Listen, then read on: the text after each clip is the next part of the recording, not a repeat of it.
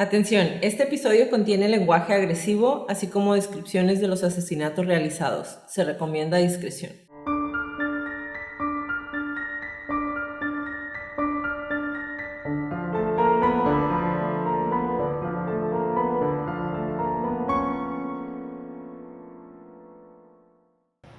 Hola a todos, bienvenidos a Crónicas de Crimen. Yo soy su host Jacqueline López y me acompaña como de costumbre Leti Mosqueda. Hi Leti. Hi Jackie. Queremos invitarlos a nuestras redes sociales, Facebook, Instagram y YouTube como @Crónicas de Crimen para que nos den follow. Ahí subimos toda la información y fotos de nuestras crónicas y a que nos compartan con sus conocidos. Es la única manera de que más gente pueda escuchar nuestras crónicas. Comenzamos.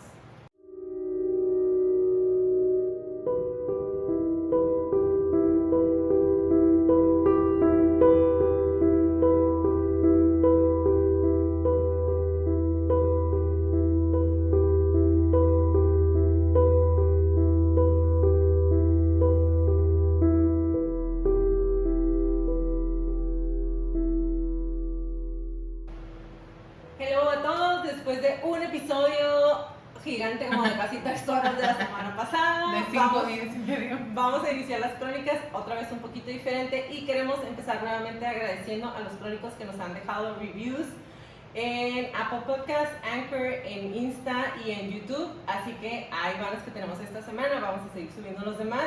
Ale Peñalosa, P5, Daniela de España, Patricia Rodríguez, que nos escucha junto con su mami, muchas gracias por escucharnos juntas, Sabino Charlie, Alexander Cedeño, y esta semana les voy a compartir algo que nos mandaron, que Leti tampoco lo ha visto, y me encantó, y es un review que nos manda Paola Carballo de Venezuela, y dice: hola Crónicas, me encantan sus crónicas, las llevo escuchando hace casi un año y cada crónica es mejor que la otra, gracias. Soy fanática de las historias de crimen desde los 8 años. La próxima semana cumplo 16. Happy birthday, porque entonces ¡Feliz sale mi cumpleaños!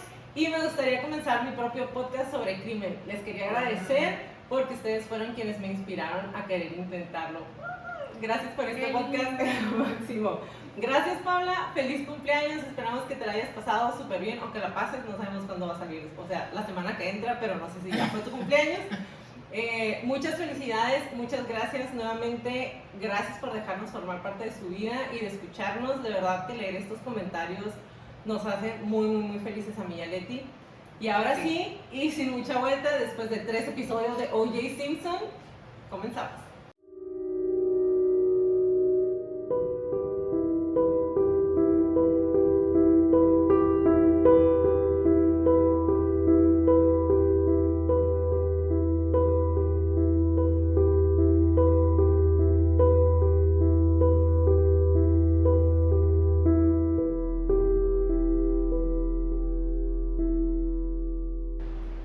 Dentro de los diferentes tipos de asesinatos, uno de los más comunes son los que vienen de una pasión mal dirigida. Ese momento en que el asesino no puede aceptar o permitir la pérdida del objeto o de la pareja amada, y entonces llega el momento innegable en que su psique no puede detenerse hasta tener su objeto del deseo para ellos o para nadie más.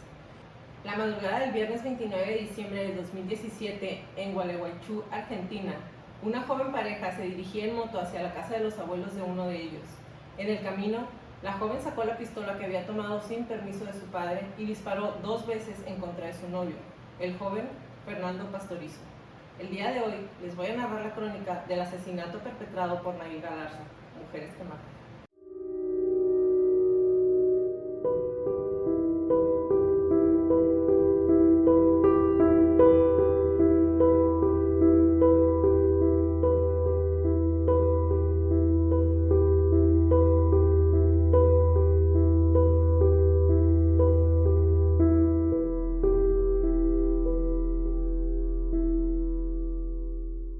Leti, la crónica del día de hoy nos la pidió uno de nuestros crónicos y realmente no hay mucha información, o sea, sí hay mucha información pública, pero es la misma información en todas partes. Ajá. Pero la verdad a mí se me hizo muy interesante porque regularmente no tenemos muchas mujeres asesinas y a mí lo que me impresionó es la edad de Galarza y de la confusión que gira alrededor de todo lo que sucedió esa noche y de cómo se fue desenvolviendo. vamos a ver varias partes que realmente para mí son muy importantes, que es la parte de los asesinatos de mujeres, los asesinatos en pareja y más importante, cómo se dio la noticia, qué fue realmente lo que impactó de este asesinato. A mí lo que se me hizo interesante de ella, que pienso que no lo habíamos tenido, no recuerdo que hayamos tenido algo parecido, le hicieron muchos estudios de grafología a las cartas que encontraron de ella y a su diario. Y entonces, pues se puede sacar bastante información. Yo nunca he estudiado grafología, no conozco a nadie que sea especialista en grafología, aunque nos pueda como confirmar o dar más información de la que encontramos y así. Pero hay varios rasgos que sacaron de lo que encontraron de ella escrito y que lo combinaron con los diferentes estudios que hicieron, porque con ella habló un psiquiatra, un psicólogo, y adicional alguien de fuera analizó lo que estas dos personas ya nos habían entregado al público. Y entonces, pues sí, traemos varias información en cuanto a ella, cómo la ven, pero al mismo tiempo no hay un diagnóstico. Entonces fue como, tengo información, pero no tengo un diagnóstico. Y a mí también me sorprendió, Bueno, ahorita que empieces, te voy a decir. La madrugada del viernes 29 de diciembre del 2017, en la calle General Paz, entre Artigas y Pueyrredón, barrio Tomás, en Rocamora, en Gualeguaychú, en Argentina, Fernando Pastorizo fue asesinado a manos de su entonces novia, Nair Galarza. El cadáver fue encontrado en el suelo, al lado de su motocicleta. No había señales que indicaran que se trataba de un robo. Poco antes de ser asesinado, estaba llevando a Galarza, quien después recorrió a pie unas 20 cuadras hasta su casa y se fue a dormir. El episodio del día de hoy es en este momento súper famoso porque va a estallar un poco más, porque Netflix está preparando una serie que está basada en un libro que hizo una de las doctoras que estuvo entrevistando a Galarza. Y atrae temas como la violencia doméstica o la violencia en el noviazgo, que solamente lo hemos visto en un episodio más, que fue el feminicidio de Carolina Aló. Y más aún porque aquí se supone que el abuso era de Galarza hacia Pastorizo, pero no me quiero adelantar en eso. Está también la contraparte en donde los papás y la misma Galarza dicen que ella era la abusada, víctima. pero traemos algunas cosas que son muy interesantes. Nair Galarza nació el 11 de septiembre de 1998, hija de Yamina Cro y de Marcelo Galarza, quien se desempeña como oficial de la Policía Provincial. La familia Galarza es de un nivel socioeconómico medio alto, y cuando ven las fotos se van a dar cuenta que Nair Galarza es una mujer muy bonita. Bueno, es una niña, está súper bonita, pero como de esas, ¿cómo decirlo? Como muy bonita de su cara, como tipo una muñequita y es guapa. Y yo sé que algunos de ustedes pueden decir que realmente eso no debería de importar. Yo pienso lo mismo. Pero tomando en cuenta la teoría que nos platicó Leti cuando hicimos a John Benet Ramsey, que nos gusta saber la vida de las personas bonitas, no se imaginan el revuelo que causó que una chica tan joven, tan bonita, pudiera haber asesinado de una manera tan fría a su pareja. Y además también, eso siempre se presta para que la prensa sensacionalista y sexista sacara las primeras planas de Galarza y de su cuerpo, ¿ok? Eso para mí fue muy impactante. Y ojo, no es mi intención defenderla para nada, pero este tipo de cosas es algo que por siempre me van a asquear. El hecho de que se prostituya una imagen sexualizada, ya sea de la víctima o del atacante, para mí es algo que ni siquiera debería de ser relevante.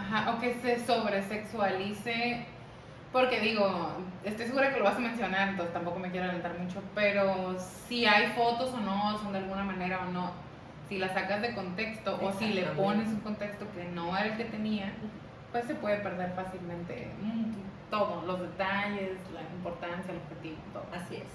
Al ocurrir el hecho, Nair cursaba el primer año de Derecho de la Universidad de Concepción del Uruguay. Fernando Pastorizo, por su parte, nació Fernando Gabriel Pastorizo el 3 de enero de 1997 y tenía 20 años al momento de su asesinato.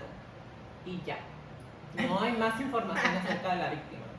Y eso también es algo que me llama muchísimo la atención, porque a la hora de estar buscando, y lo tenía que decir porque así como lo he resaltado antes, resulta un dolor de estómago que la víctima no le importa a nadie. O sea, quedan en segundo queda plano. exactamente a segundo término. Básicamente la identidad de Pastorizo queda eliminada y entonces resaltan o prostituyen, como ya lo mencioné, la imagen de lo que más pueden sacar dinero o explotar, que es básicamente la sexualización del asesino en este caso. Y pues tenía el plus de ser una mujer blanca, muy atractiva y de un nivel socioeconómico medio alto.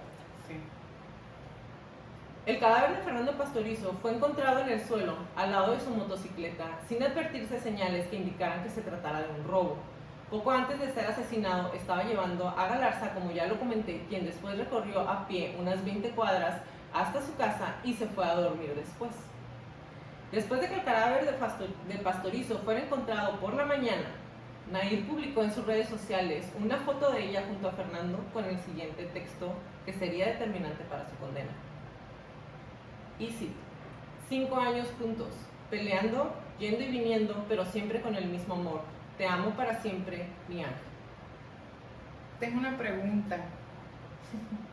Lo que no pude entender así claramente fue, lo publicó inmediatamente después de que se diera a conocer al público que habían encontrado. De que le avisaron a los papás. De cuando la policía le avisa a los papás que encontraron el cuerpo, ella lo publica. A los papás suyos de él, a los de ella. A los de él. Ajá. Le avisan, me imagino que ellos, pues siendo la novia, sale la noticia y entonces ella lo publica. Está bien. Más adelante van a entender por qué lo pregunto desde ahorita.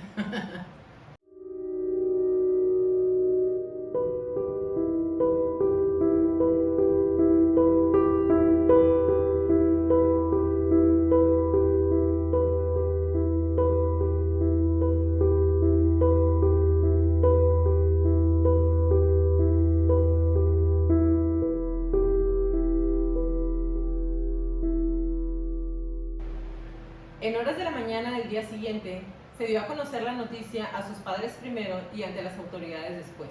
Y cuando sucede esto, Galarza primero dice que ella no sabía qué había pasado, y más adelante regresa y dice que le había disparado con el arma reglamentaria de su padre, que es policía, una pistola 9 milímetros que había llevado con ella, y que después la regresa al lugar de donde la había tomado sin que su padre se diera cuenta de ninguna de esas dos acciones. Y declara también que primero le disparó en la espalda y después en el pecho, y que lo había hecho en defensa personal. Y tenemos aquí por primera vez la carta de la violencia en las relaciones de noviazgo, porque tanto Galarza como la defensa y sus padres empiezan a decir que Pastorizo la golpeaba de manera constante durante toda su relación. Se llevan un año, tenían 5 años juntos, ella empezó a andar con él cuando ella tenía 14 y él tenía 15. Ajá. ¿Okay? Nada más lo quiero dejar ahí. Nada más Como apúntenlo. precedente. En un video obtenido por la policía de una cámara de seguridad privada, se veía a una persona de contextura muy similar a Galarza caminando a las 5:22 de la madrugada o de la mañana, hora local, a tan solo 6 cuadras de donde fue encontrado el cadáver de Pastorizo. Para el fiscal, el video era una pieza clave que situaría a Galarza en la escena del crimen, aunque la familia de la acusada negó que la persona del video fuera ella. Pero una vez que pasa todo esto, es cuando ella regresa y dice: bueno, sí fui yo.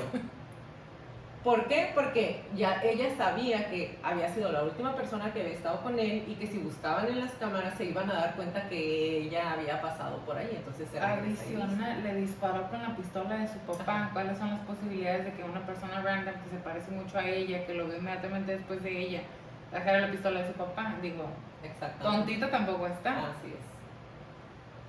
Galarza fue imputada por el fiscal por homicidio agravado por el vínculo y se le detuvo en forma preventiva, condición que mantuvo hasta que fue condenada. Ahora bien, cuando empieza todo esto, ella decía que había sido abusada físicamente o maltratada por Pastorizo y que él había sido quien se había llevado la pistola de su papá. Pero entonces se filtran conversaciones del celular de él con sus amigos en donde está diciendo que Galarza lo había golpeado porque no había querido estar con ella. Y cito: me llamó hasta la puerta para hablar y yo como un pelotudo fui. Me agarraron de los pelos, me empezó a dar la cabeza contra la pared y ahí casi me desmayo. Se me empezó a poner todo negro la vista y el pómulo semejante piña me metieron. Tengo hinchado y los brazos y la panza y todo estoy como golpeado. Eso se lo contó él a un amigo por WhatsApp. Por lo tanto, quedó en el chat registrado que él le había dicho a su amigo. En el chat difundido por el canal Telefe, Pastorizo explica la paliza que le dieron Galarza y una amiga en vísperas de Navidad. Le contó además que grabó los golpes con su teléfono. Y cito, lo peor es que se metieron con mi familia a decir de todo mal, cosas horribles, y ahí me largué a llorar y no me dejaban ir por el video. Lo borré y tampoco me dejaba ir porque decía que la iba a hablar. Le juré que no. Esto es la continuación del otro tweet, del otro WhatsApp, según la conversación que se filtró. El chat muestra la violenta relación que mantenían los dos jóvenes de 20 y 19 años respectivamente. De acuerdo al relato de Pastorizo, Galarza lo atacó por no querer estar con ella, pero confiaba en que le dejara tranquilo. Y cito, valió la pena mi cagada a palos si se deja de joder.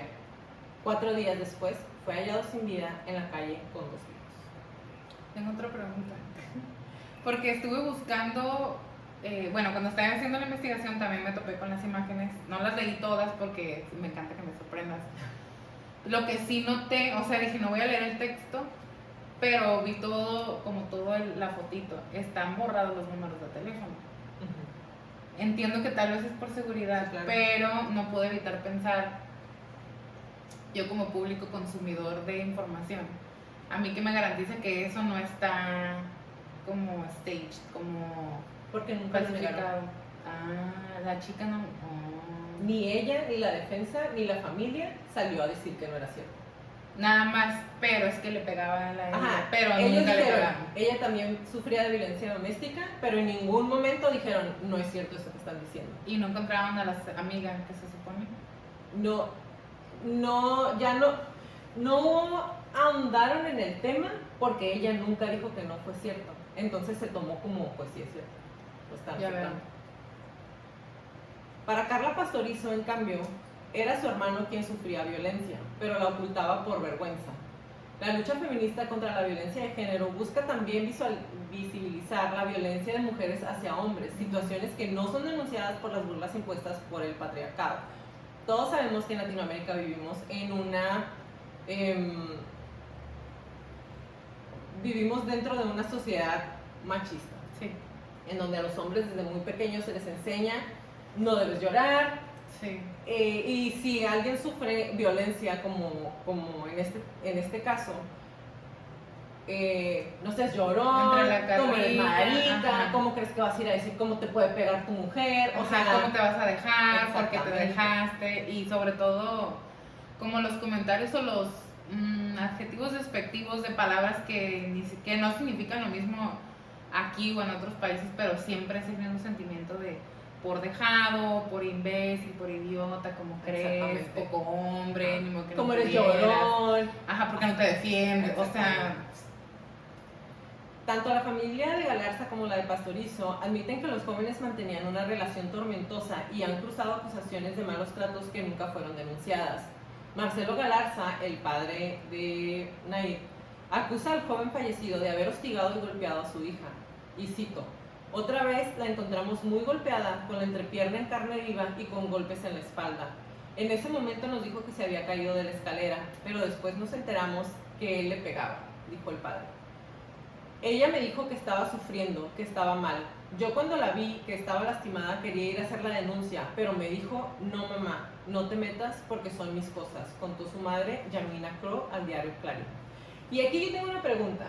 Los dos padres de ella son policías. Sí, de ella. Entonces, ¿cómo vas a creer? Digo, yo no tengo hijos, de hecho no tengo hijos. Pero en mi cabeza no me entra la idea de que siendo una persona que trabaja para cuidar a la sociedad, para todo eso, para la justicia, se esté dando cuenta que a su hija de 19 años está sufriendo violencia doméstica, donde se supone que traía golpes en la espalda, traía la entrepierna, y no hagan una denuncia, o el padre nunca haya hablado con él y le haya dicho, ya me di cuenta que estás golpeando a mi hija, te voy a meter a la cárcel, o la madre. Te voy a madrear. Exactamente. Y digo, podríamos estar aquí a lo mejor unos 40 minutos, una hora, dando diferentes ejemplos o especulando de sí, porque no hicieron nada, pero no nos vayamos tan lejos. Y es una situación completamente diferente, pero son papás viendo a la hija maltratada y no hacen nada. Los papás de Carolina, no, de Nicole Brown.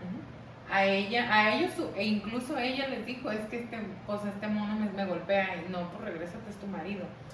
Entonces, digo, tú misma lo dijiste, estamos en una sociedad machista, estamos en un continente donde es lo que te tocó obedecer al marido, tienes que darte a respetar, y si algo te pasa es porque tú lo provocaste. O sea, estamos hablando de una combinación de creencias y de una sociedad estructurada de manera que la víctima no tiene oportunidad de salir por muchas trabas. Entonces, a lo mejor el papá siendo o sea, es una especulación por completo. El papá siendo policía, va a la hija golpeada, ¿cómo voy a decir que a mi hija la golpearon, se van a burlar de mis compañeros? Van a matar al chamaquito. O ella se pasa, o yo sé que se golpean el uno al otro. O sea, puede haber sido mil cosas. Y otra vez, no es justificación para ninguno de los dos lados, pero es lo que yo me imagino al escuchar algo así. Todas las posibilidades diferentes. Claro. Y porque a los dos nos ha tocado platicar con víctimas de violencia doméstica, donde razones para no acusar, sí, o por las cuales no se acusa, o por las cuales no se termina. Hay muchas razones, muchas justificaciones, o sea, siempre hay un porqué, y eso es lo interesante de este caso, que no hay muchas respuestas, y entre más nos estés platicando, más van a salir. Pero, ¿qué estaba pasando? ¿Y aquí qué? ¿Y por qué no? ¿Quién no? ¿Quién supo? No hacer nada, etcétera. El tiempo pasó y Nahir declaró en el juicio que todo fue un accidente, que Fernando tomó el arma de la heladera, se la apoyó en la panza, la maltrató y después se fueron en moto hacia la casa de la abuela de Nahir, donde, de acuerdo con la versión de la acusada, ella le quitó la pistola 9 milímetros que se disparó 2 veces por accidente. Y cito: la mente se me puso en blanco, escuché una detonación y después otra, me quedé aturdida, no quise matarlo. Jamás se me cruzó por la cabeza matar a alguien, declaró hace poco más de 3 años. La abogada Raquel Hermidia Leyenda, la última en sumarse a la defensa de Nahir, habló de una teoría sorprendente y dijo: hasta dudo que Nahir haya sido la que disparó. Ah, ok. Ahora bien, les voy a hablar un poco sobre la presentación de las pruebas y luego les voy a platicar la historia, como se supone que se desarrolló. Voy a subir muchas fotos, inclusive voy a pasar un link de un noticiero en donde están haciendo como la reconstrucción de lo que pasó por cómo encontraron el cuerpo de Pastoriza, ¿ok? Al momento de la presentación de las pruebas, el doctor Marcelo Benetti, perito del Cuerpo Médico Forense de la provincia Entre Ríos y cirujano del Hospital Centenario, fue el primero en declarar, y cito: la autopsia fue realizada el viernes 29 de diciembre del 2017, cerca de las 8:30 de la mañana. El cuerpo presentaba 2 heridas de arma de fuego en el tórax. La herida que produjo la muerte inmediata fue la originada desde atrás, la cual le perforó un pulmón. Ambos disparos se produjeron cuando la víctima aún estaba con vida. El segundo disparo fue a la altura del esternón, 1 centímetro arriba del otro disparo que ingresó por la espalda. Ambos proyectiles ingresaron y salieron del cuerpo de Fernando, continuó el médico. Y agregó: se produjo un paro cardiorrespiratorio inmediato y la herida originada desde atrás fue desde arriba hacia abajo, al igual que la lesión producida por el disparo que se realizó frente al cuerpo. Sobre la causa que originó la muerte del muchacho, sostuvo: fue el disparo que penetró el pulmón. La víctima entró en estado inconsciente inmediatamente. Tengamos en cuenta que los 3 órganos vitales son el corazón, pulmón y cerebro. En un segundo se pierde la conciencia por lesión del pulmón derecho. La asfixia fue inmediata, en menos de 3 minutos. 3 minutos. De acuerdo a la cantidad de sangre que había en la tráquea, reveló el perito. Se ahogó. Se ahogó con su sangre.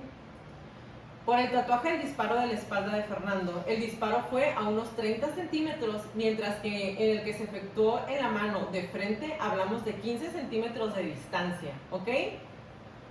Esto es 30 centímetros y esto es 15.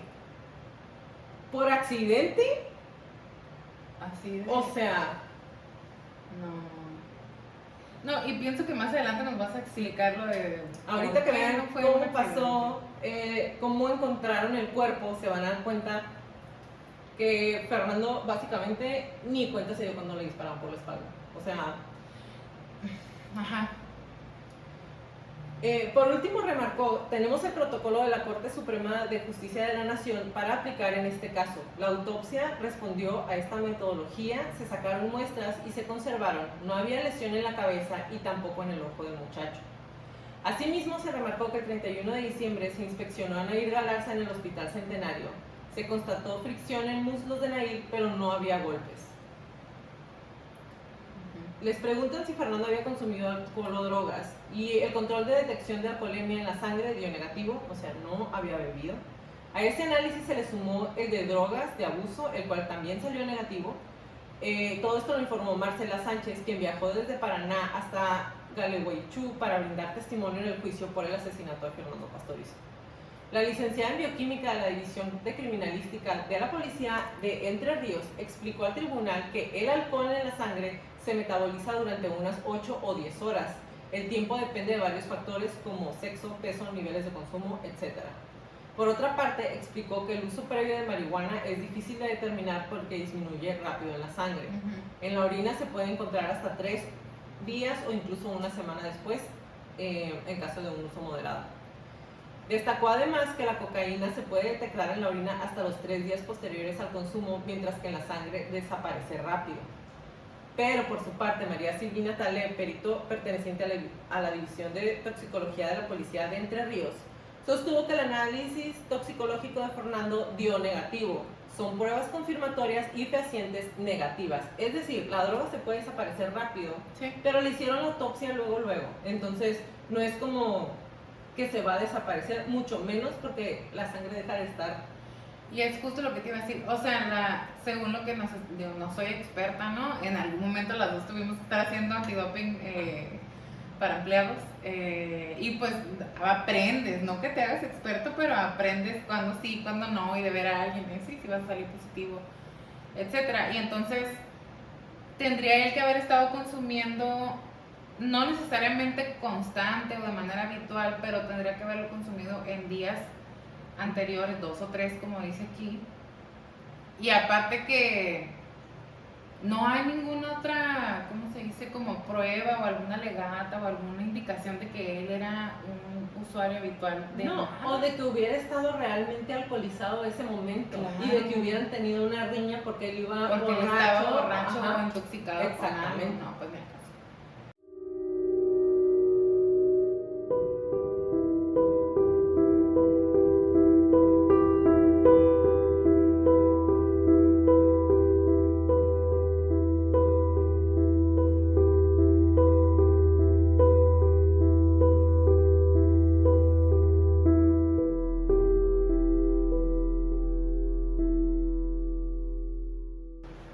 Este episodio es editado por Stuka Producciones. Si necesitas trabajo de edición de audio y video, Stuka Producciones puede ayudarte. Búscalos en Facebook como Stuka Producciones. Stuka es SZTUKA Producciones. En el juicio, Nair declaró que un disparo la aturdió, luego otro y que no supo qué hacer. Al final sintió el impulso de volver a su casa. Sobre la calle quedó el cuerpo de la víctima y al costado la moto en la que iba. Fue un accidente, declaró, pero no le creyeron. Para los jueces del Tribunal Oral de Gualeguaychú, presidido por Mauricio Derudi, fue culpable. El 3 de julio del 2018 la condenaron a cadena perpetua por el delito de homicidio agravado por el vínculo y el uso del arma de fuego. Pese a que ella jura que nunca fue su novio y que la maltrataba física y psicológicamente, y cito, me decía lo peor que se me puede decir, depresiva. Declaró entre lágrimas ante los jueces. Contó además que una vez Pastorizo le mordió un dedo con tanta fuerza que le botó el anillo que traía puesto. Habló de otra lastimadura en la espalda y en la pierna generada, según ella, porque Fernando la había agarrado del pelo Habló también que una noche la empujó contra la pared y ella estuvo a punto de perder el conocimiento. Mientras Nayib decía eso, Gustavo Pastorizo, el padre de Fernando, negaba con la cabeza. La versión de Nayib sobre lo que pasó la noche del crimen no fue creída por los jueces, y cito: en un momento, cuando él empezó a manejar la moto con las dos manos, solamente le saqué el arma y cuando se da cuenta, frena la moto, y cuando frena la moto es donde de repente me quedé aturdida y nos caímos los dos para el costado. Me alcancé a levantar y fue enseguida que quedé otra vez aturdida. Fueron 2 segundos nada más. No sé cómo describirlo. Se me puso la mente en blanco, no sabía qué hacer. Tenía la mente como apagada. Estaba desesperada y nerviosa. No sé cómo explicarlo, ojalá pudiera hacerlo. También afirmó que sufría violencia de género por parte de Fernando y que él esa noche le había apuntado con el arma y la había amenazado. Y le dijo, cito: qué lindo es el fierro de tu viejo, le dijo según él. Luego declaró que después de los disparos no sabía qué hacer. No podía quedarme, pero tampoco irme. Me fui a mi casa, entré en mi habitación y no sabía qué hacer. Sabía que Fernando había recibido un disparo, pero el otro disparo no sabía. Estar herido no significa que te vas a morir. No se me cruzó por la cabeza que Fernando se iba a morir. Ok. Fue un accidente. Por más cosas que me hubiera hecho, nunca le hubiera causado daño. Nunca se me cruzó ni se me cruzará por la cabeza matar a alguien. En serio, no quería que pasara lo que pasó. Pensaba en mi papá y no quería que lo culparan porque era su arma. Todos los días tengo la culpa de haber agarrado el arma en ese momento y no haber dejado que las cosas pasaran de otra forma. Estaba desesperada. Y entonces aquí yo me pregunto, si está diciendo todos los días tengo la culpa de haber agarrado el arma en ese momento, ¿que no dijiste que él fue el que se la había llevado? Ajá.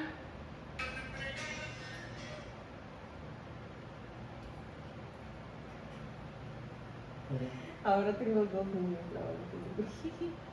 Está bien porque tengo mucha comezón. ¿Pero qué? O sea, ¿qué hago ahí? ¿Me regreso otra vez? Pero Voy a irme pregúntame. desde ahí ese momento.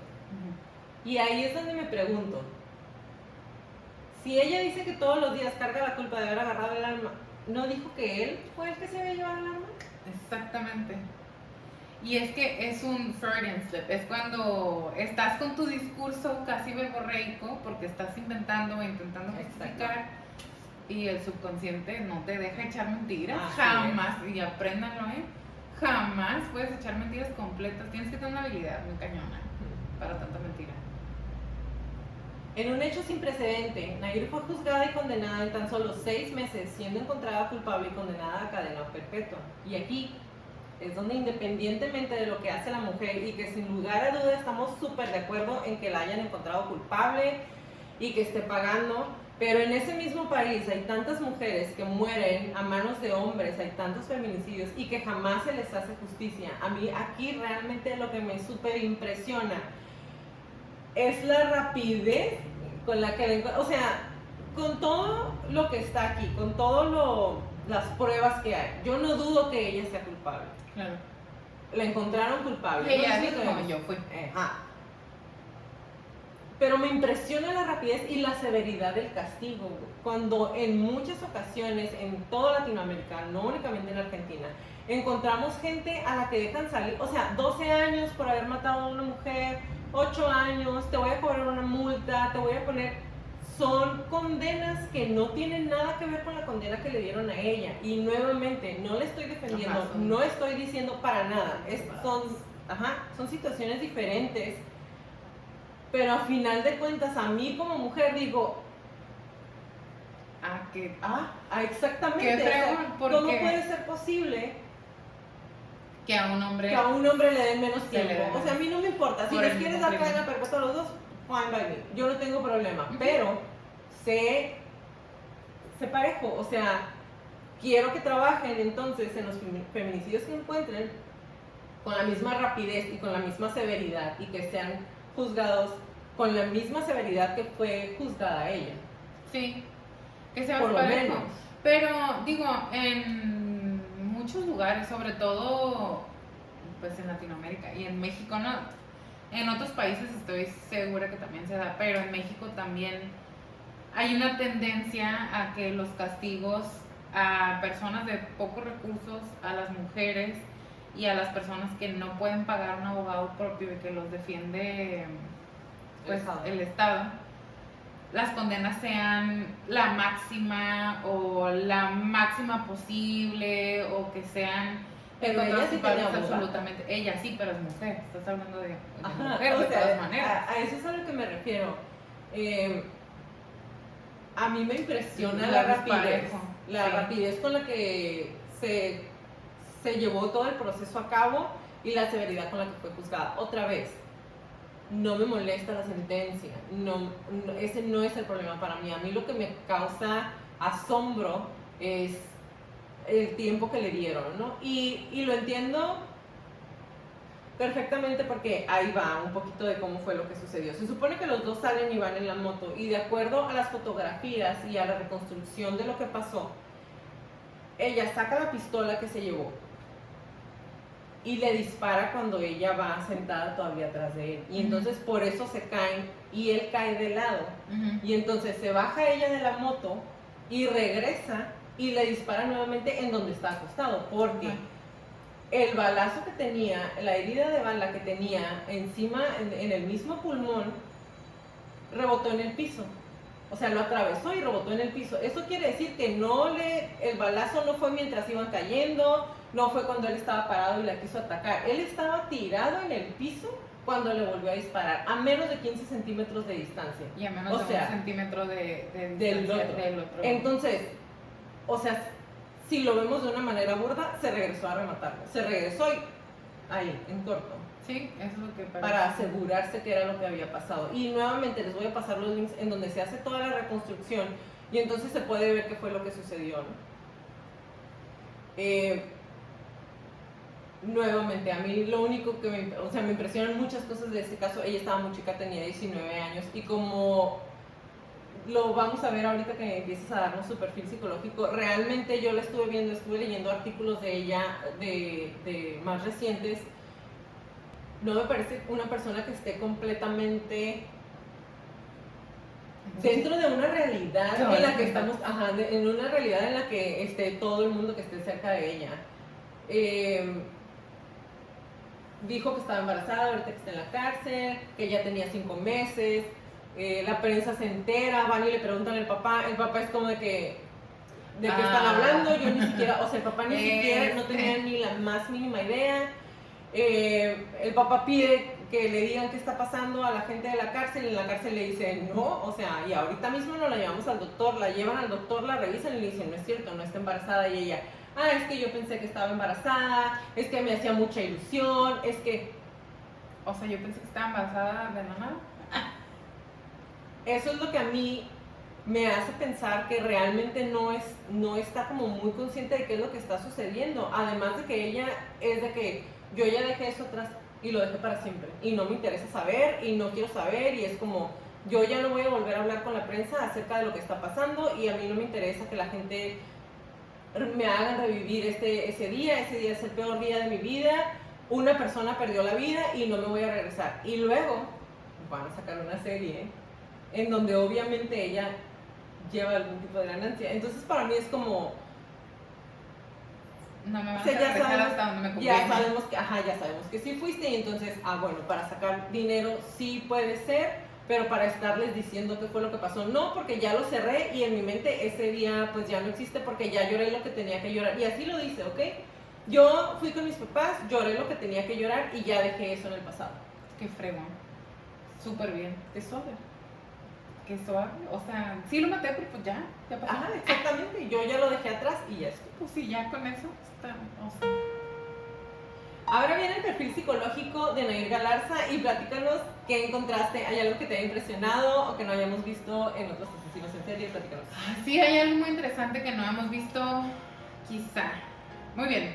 Para los especialistas que la entrevistaron, ella es, 1, consciente de sus actos, 2, reconocía la diferencia entre el bien y el mal, y tiene una conciencia de sí misma. Y esto contrasta con lo que tú dices, que da la percepción de que tal vez ella tiene un contacto pobre con la realidad. Podría ser, pero tiene suficiente buen contacto con la realidad y esa distinción entre lo bueno y lo malo porque huyó del lugar. no nada más huyó, regresó la pistola de su Regresó papá la pistola. al refrigerador. Que por cierto al papá también le dieron una... Se supone que él tendría que haber pasado tiempo en cárcel por haber descuidado la pistola, porque también es un... Pues no un crimen tal cual, pero es policía y pero es policía y tenerla necesitas resguardada. tener la pistola, pero pues como es policía y era su pistola, nada más pagó una multa súper insignificante. Y entonces, ella presenta, y es lo que dicen las personas los doctores que la entrevistaron, tiene una disregulación emocional con tendencia a la irritabilidad y sufre de insomnio, baja tolerancia a la frustración. Y esto lo sacan de las diferentes entrevistas que hicieron y los análisis que le pudieron haber hecho, pero es muy fácil durante todos los diferentes interrogaciones que le estuvieron haciendo, cuando le pedían que repitiera y repitiera pues qué es lo que pasó y que contara su historia y qué pasó aquí y qué pasó allá, ella se empezaba a molestar. Ya les contesté eso, ya les dije, y es como sí, pues dilo otra vez. O sea, en un interrogatorio hay diferentes técnicas para darse cuenta si alguien está mintiendo o no, que es preguntar lo mismo en diferentes momentos y ver si te cambia la versión, cosa que a ella le pasó, y cada vez que se lo hacía notar, ella se molestaba. Pero bueno, eso es en cuanto al diagnóstico de la primera doctora que habló con ella. Y la segunda persona que habla con ella dice que tiene el tic, o más bien que ella adoptó el tic nervioso de lavarse las manos constantemente, pero sin llegar a ser TOC, que es trastorno obsesivo compulsivo.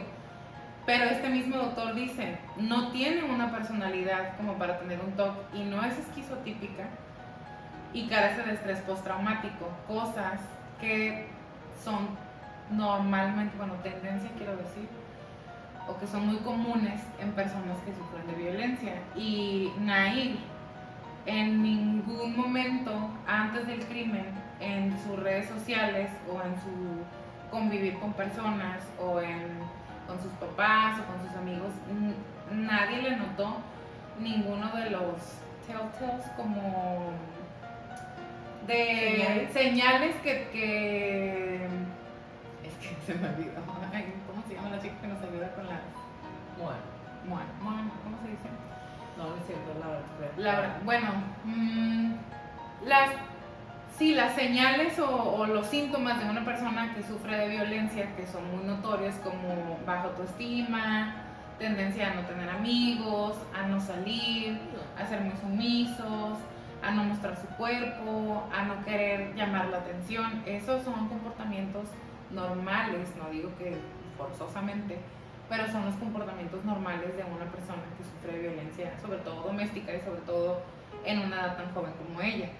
Porque mucho y como lo vimos con O.J. Simpson, muchos de los problemas que surgen en una relación de violencia doméstica es porque el agresor se siente inferior y entonces que la otra persona pueda ser tan feliz y pueda llamar tanto la atención y pueda convivir tanto, es molesto para ellos, y por eso es esta violencia, para querer minimizar a la persona, para querer pues deconstruir por completo su independencia y sus ganas de estar en el mundo. Y en el Facebook de Nair encontraron fotografías de ella en lencería porque ella quería ser modelo, tenía muchas fotografías que calificaron de provocativas, pero era una niña, una chica cuando las tomó, y entonces no eran provocativas, estaban quizá en poses poco esperadas para un adolescente, pero no eran fotografías, o sea, no eran fotografías de Maxim, eran fotografías de ella en traje de baño, o sí en lencería, que sí me parece un poco extraño para una chica de 17, 18, pero de todas maneras, o sea, una persona que sufre violencia doméstica, otra vez, a mí no me haría match que tuviera este tipo de fotografías, o sea, que el agresor le permitiera tener esas fotografías. A mí más bien todo Nair y esas fotografías, y como ella se dejaba tomar fotografías en el juicio y cosas así, a mí me parece más como de una personalidad histriónica, que son las personas que utilizan pues tanto su cuerpo como partes de su cuerpo, su personalidad, su cara, arreglarse para llamar la atención. Que esto lo vimos en el asesinato de esta niña. ¿Carolina? No, El de la chica que eran las dos niñas que eran novias que matan a la niña de... Ah, sí, 14 años. en Morgan. Morgan, ajá. El exactamente. asesinato de Morgan. Sí, que es la chica que quiere seducir a los policías. Ajá, Una exactamente. chica adolescente que quiere seducir a los policías para salirse con la suya. Y entonces, al ver la tendencia a ser irritable, pero al mismo tiempo sí tener una conexión o un contacto con la realidad suficiente bueno como para distinguir que lo que hizo está mal e irse de la escena del crimen, regresar la pistola, hacerse la más tonta hasta que encuentran a la policía, hasta que encuentra a la policía el cuerpo y entonces ya decir, o sea, sí está como un poco confuso o tal vez contradictorio. No, y más Todo aún de porque ella. cuando ella se da cuenta que está la pistola, que que había cámaras, dice, chin, pues voy y digo de una vez que sí fui yo, pero que me estaba atacando, fue en defensa personal. Porque de todas maneras se van a dar cuenta que fui yo o que fue mi papá porque es su arma. Entonces, eventualmente me van a unir al caso. Voy y digo de una vez. Ándale, exactamente. Y bueno, es que estoy decidiendo ahorita en este momento en qué momento sacar este comentario y el otro. Fernando recibe los 2 balazos y entonces es lo que te preguntaba que a lo mejor lo traías tú. Uno por la espalda y el otro cuando estaba en el piso. El agresor tenía el control de la escena, lo que tú decías, no fueron los 2 balazos, uno después del otro accidentalmente. Y varias de los expertos en balística y en armas dicen, quizá un disparo puede ser por accidente, uno, pero 2, y sobre todo en las armas de 9 milímetros que necesitan una presión de ciertas libras por square inch, ¿cómo se dice? Por centímetro cuadrado, es muy improbable que haya sido accidental. Y bueno, entonces la pregunta es, ¿era Nair víctima de violencia de género o de violencia doméstica? Pues a ciencia cierta nunca lo vamos a saber porque ya falleció Fernando. Pero, otra vez, por lo general, una víctima de violencia tiene vergüenza, el ego por los suelos, todo lo opuesto a Nair. Y sobre todo, y este es el otro psicólogo, es psicólogo forense y sociólogo con especialidad en criminología, Alejandro Farji, y él es el que dice, Nair se percibe a simple vista con personalidad psicopática. No reflexiona, no hay sentimientos de culpa, es muy fría y es muy absolutista. O sea, por eso ella ya pasó, Ajá, yo ya lo dejé atrás, ya lo lloré, no tengo necesidad de regresarme. Y ahora el comentario que decidí que lo voy a dejar hasta el final. Algo que encontré de otro criminólogo, que igual también, o sea, se encontró la noticia y, voy a hacer mi análisis y se los voy a leer casi todo porque no lo memoricé, porque no es mío y no es mi investigación, pero me encantó. Y esto es algo que no habíamos visto en otro, un criminólogo haciendo un comentario completamente, nada más leyendo lo que está disponible. Y es, el crimen no tiene demasiado que develar, ella fue, se tiene el arma, se tiene el cuerpo y lo importante es que ella dijo, sí, fui yo. Lo que no tenemos y probablemente no se van a tener es el móvil que él la llevó a asesinar. Entonces, dice él, lo que yo voy a hacer ahora es, voy a quitar al autor del crimen. Si no tenemos al autor del crimen, ¿qué tenemos? ¿Cuál sería el perfil del asesino? Entonces, se llama Quiñones Urquiza.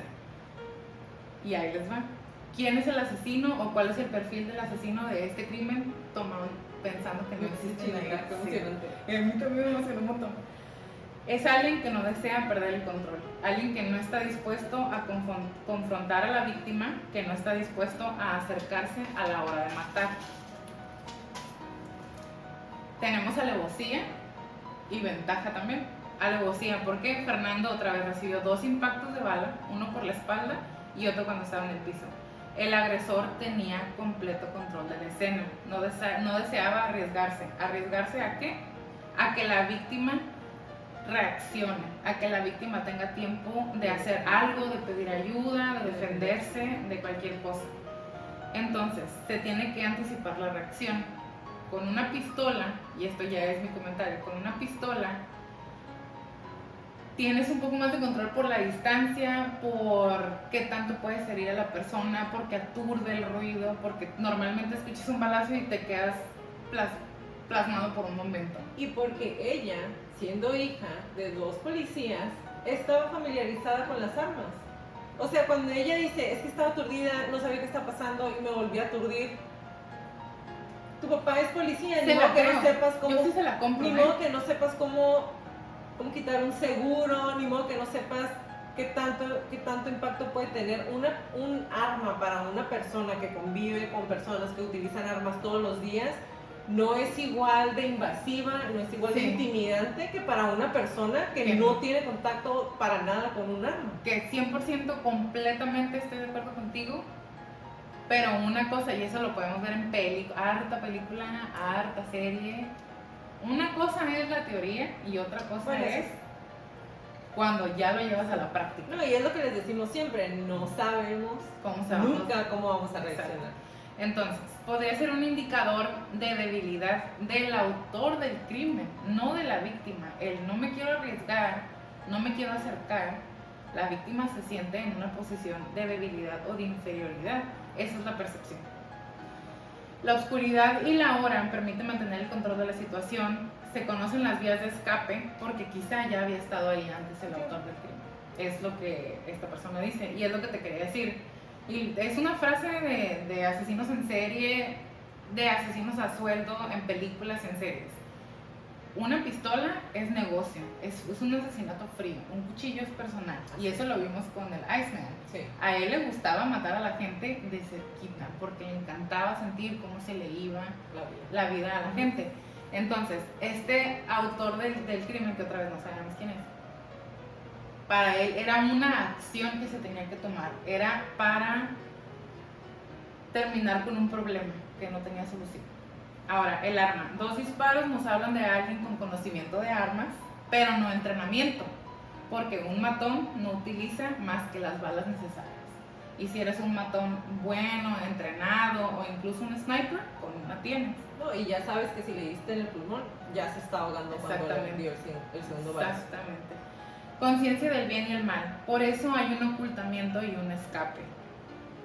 Nair dice que ella no sabía nada y estaba mintiendo. Entonces, y ella sabía del arma e intentó desviar la atención y sabía dónde lo encontraron. Entonces, si no supiéramos que hubiera sido Nair, habríamos pensado, es alguien que tiene acceso a armas, es alguien que necesitaba terminar con un problema, que esto también lo leí, creo que del mismo criminólogo o quizá buscando más información. Este tipo de asesinatos que son fríos, a simple vista, sin saber el contexto, es una solución para un problema. Porque otra vez, cuando se quiere castigar a alguien o tomar venganza de algo y la muerte de la otra persona es tu pago por algo que se te debe, normalmente son crímenes de mucha violencia. Hay tortura, hay algún tipo de rapto, hay a lo mejor mensajes, desmembramiento de la persona, se mata a toda la familia, al perro y al vecino que estaba enfrente también. Pero con un asesinato tan sencillo como este, es una solución a un problema. Dijo tan sencillo entre comillas para los Sí, que no nos ven comillas en para YouTube. Para los que no nos ven. Van varias veces que hago Entre comillas, comillas. perdón. Y pues ya, eso es todo lo que traigo para ti el día de hoy. Interesante. A mí se me hizo muy interesante porque no había tenido la oportunidad de leer comentarios de un criminólogo. Sí, haciendo un perfil. Teniendo... Ajá, exactamente. La semana pasada, ahorita que dijimos exactamente al mismo tiempo, alguien me mandó que van a hacer un juego y que cada vez que digamos exactamente se van a tomar un shot. Y hoy traté de no decir exactamente muchas veces. Las cuentan y me avisan cuántas veces lo dije. Como les repetí, y no traigo frase de cierre con ella específicamente porque realmente estuve buscando y estuve evaluando con qué iba a cerrar. Y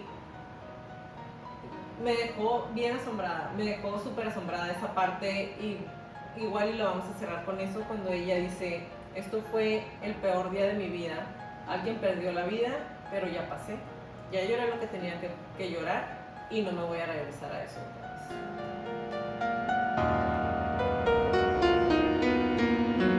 Gracias por acompañarnos en un episodio más de Crónicas Crónicas de Crimen. Los esperamos en nuestro próximo capítulo. Si les gustan nuestras crónicas, por favor, regálenos un review en iTunes y en Spotify y suscríbanse a nuestro canal de YouTube. Y recuerden, si tienen alguna crónica que quieren que le pase a la lista de nuestras próximas temporadas, mándenos un correo a info@crónicasdecrimen. Como le repetimos en todas las crónicas, créanles su instinto siempre, y si algo no se siente bien, si algo me dice que salga corriendo, vete. Es mejor parecer paranoica y estar a salvo a quedarte y poner en peligro tu vida. Ahora sí, bye Leti. Bye Jackie, bye Crónicos.